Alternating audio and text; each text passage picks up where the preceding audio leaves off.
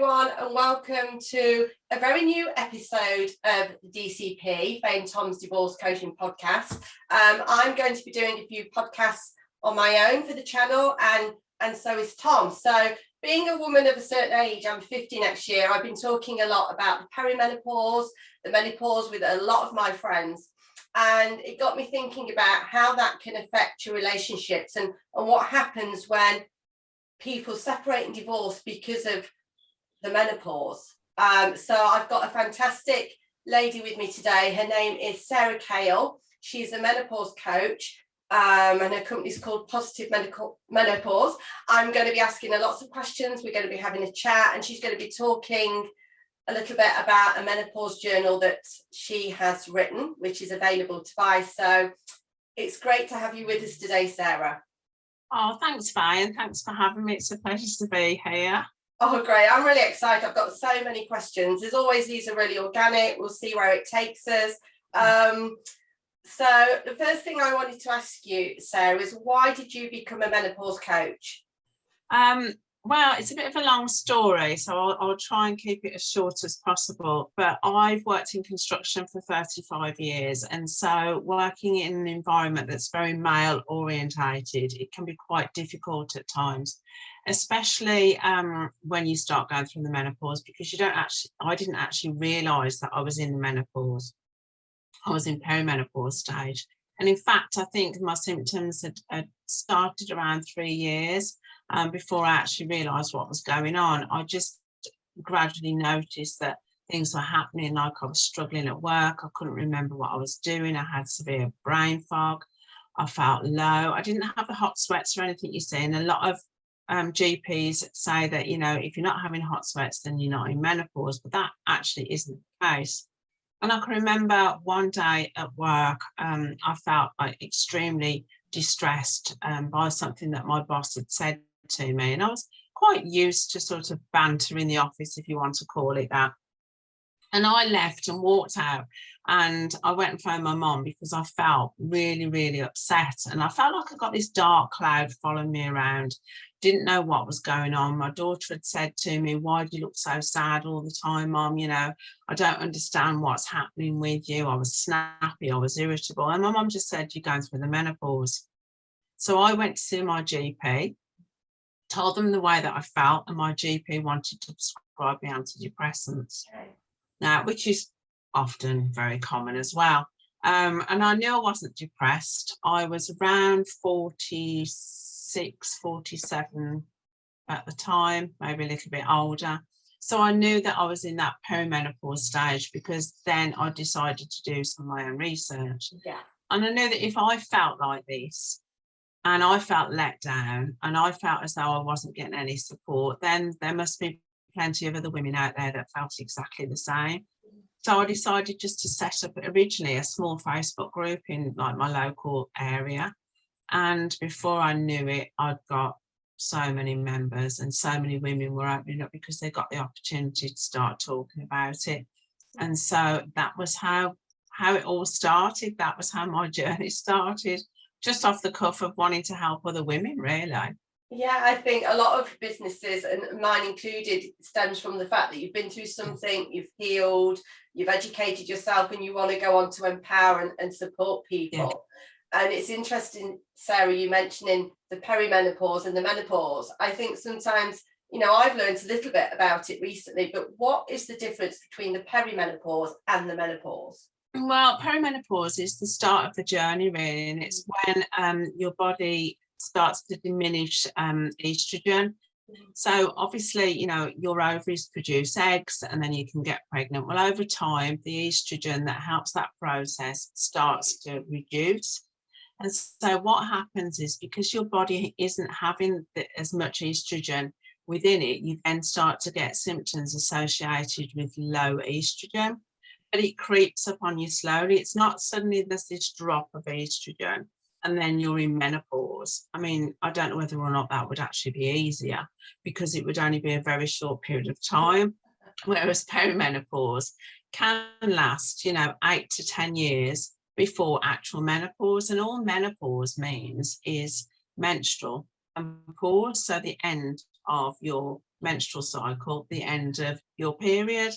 And the average age for that is 51. So if you think most women can start perimenopause 10 years before that, that's 41. And some women can start their menopause period before 40, and that's called premature menopause. I love the way that there's labels and everything. But if you went to your GP and you were under the age of 45, they'd want to give blood tests to check whether or not you're actually in perimenopause. And those blood tests are very rarely conclusive, because obviously your cycles change during the 28-day period. And that is if you have normal cycles. If you've got polycystic ovary syndrome, then you're on a whole different level, you know. So after the age of 45, they don't actually need to do that, because you are in that stage of life. It's just a fact, you know. So does that explain the difference between peri and menopause? Yeah, definitely. And I hope that's kind of explained it to anyone watching or listening to this podcast.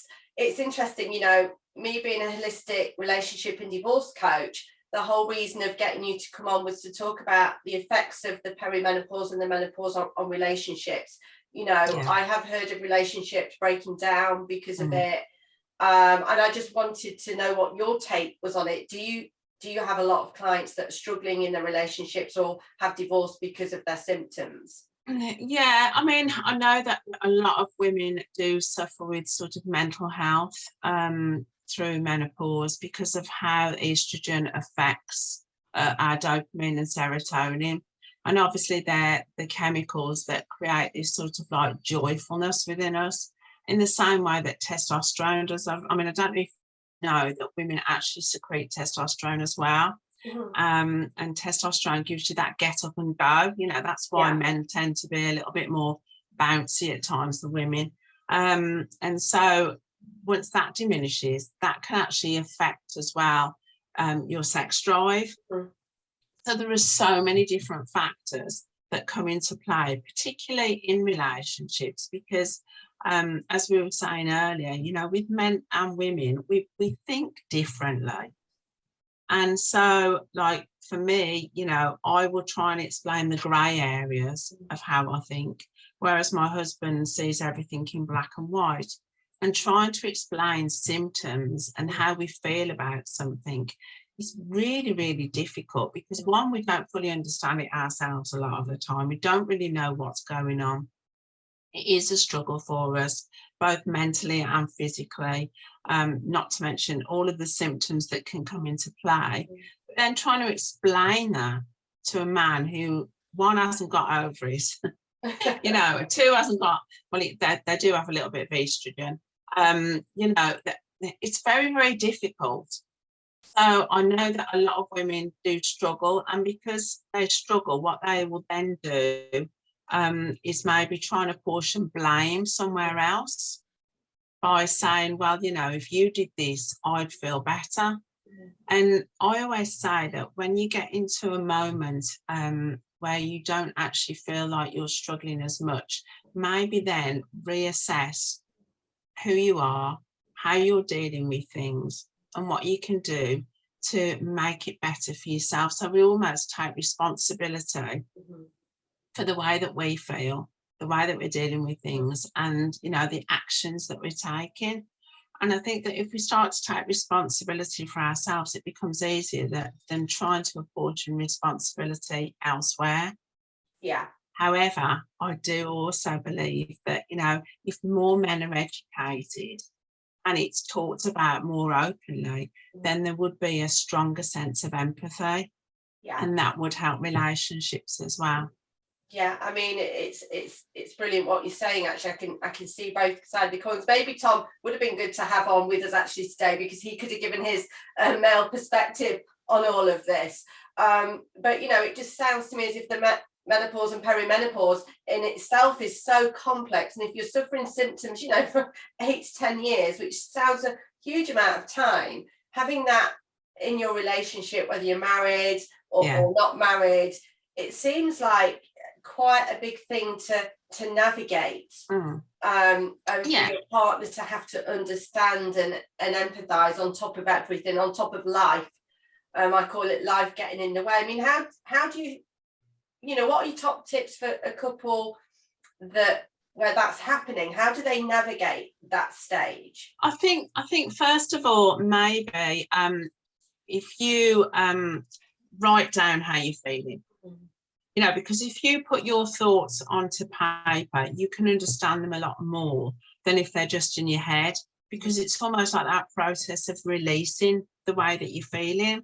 And so if you're putting it down on paper, and then if you find it difficult to explain it, maybe take some of what you've written and put it in the form of a letter, whether that's a letter to yourself or whether that's a letter to your partner, and just say, I'd be really grateful if you could just read through this when I'm not here, maybe, and just try and take the time to process and understand what's going on with me, because this is a natural part of life. I'm not being like this or behaving like this just to be a pain in the backside. This is real. This is happening to me and it's making me unhappy, and I could really do with your support. So instead of going, hell for leather, you're not helping me in this and you're making this worse and this, that, and the other, try and process it yourself first. Write it down and then do it in such a way that you're not pointing a finger or apportioning blame somewhere else, but you're saying, this is the way that I'm feeling.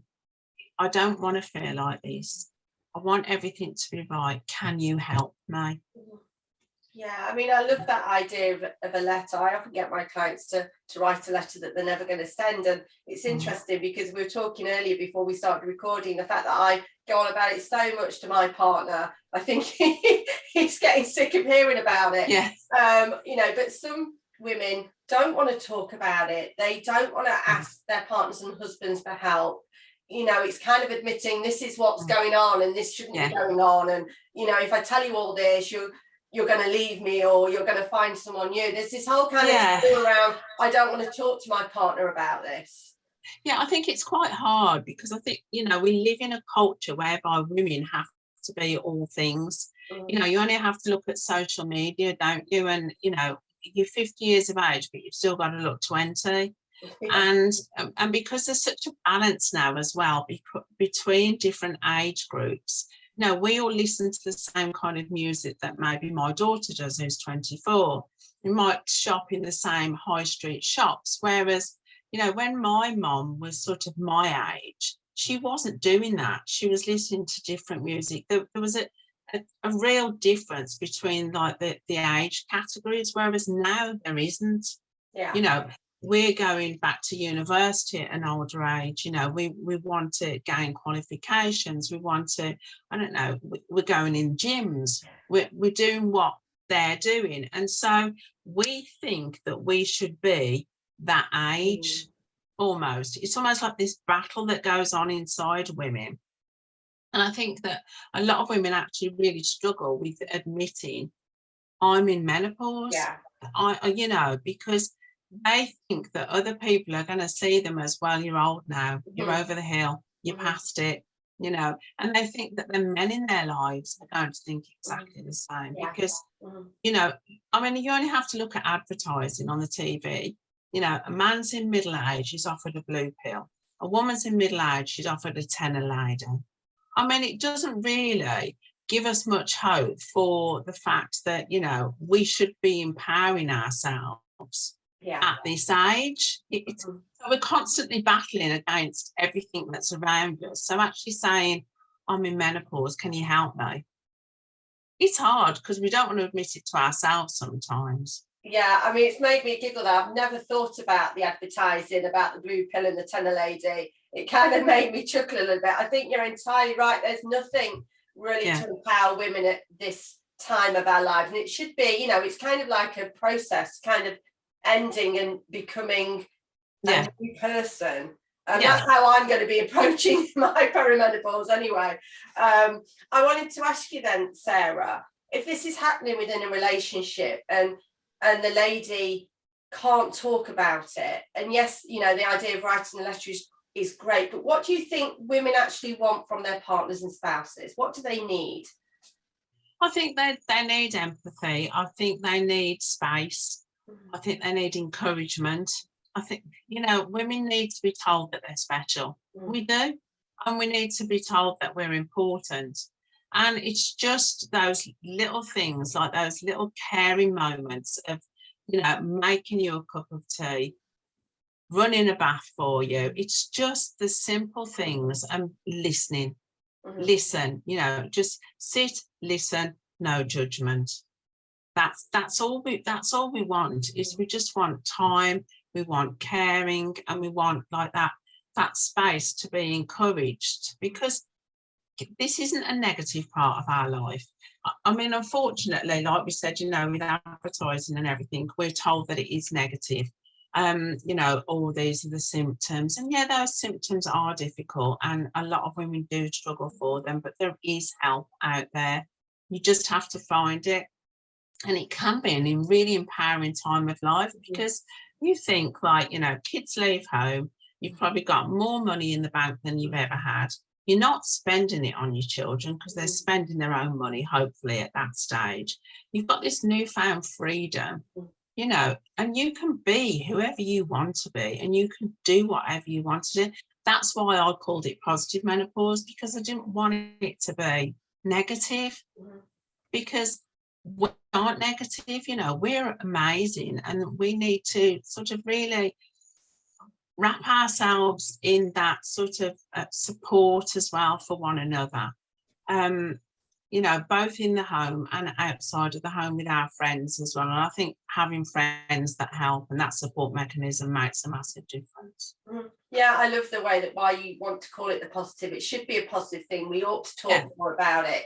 It should be less taboo than it was, 5 or 10 years ago. I certainly can't remember how my mum struggled. I don't think it was talked about or anything. So I think the fact that there are menopause coaches like yourselves out there, it is talked about, but I think so much more needs to be done.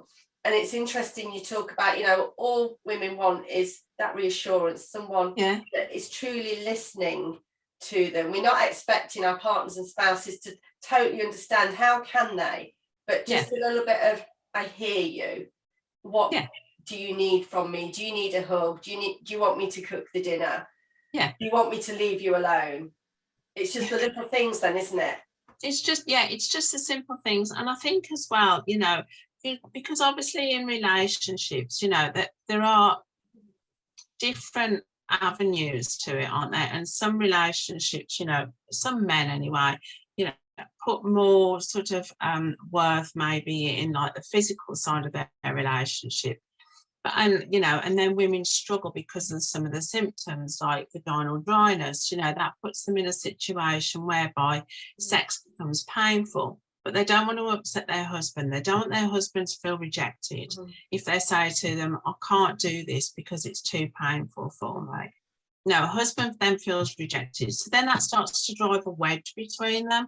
And that's really, really hard to navigate, because a man to understand that physical symptom, and for a woman then to fully understand that a man might feel neglected because of the way that they work. We all know that men and women are different in that area, but I think it's being able to sit down and understand and explain, and maybe to educate men so that they fully get what's happening. They might not sense it and feel it, but if they read and they take, time to maybe do their own little bit of research, then it'll make a difference. Yeah, so, I mean, you can definitely see how lack of communication around this can drive a wedge between people. And I suppose the other side of the coin is maybe men want to talk to their wives and partners about it, but probably frightened to do so in case they're shut down. Or they're told, what's the point, because you're not going to understand what I'm going through. So maybe men are scared of actually broaching it as well. Yeah, totally. I mean, we encourage men to talk in the workplace as well, because when you've got like an office environment and you've got like as many men as women, and particularly in construction, you've got more men than women, or engineering, you tend to have that as well. But it's very important that men can ask those questions. You know, but obviously there's a way of asking them without being derogatory, and it's learning to use the right language.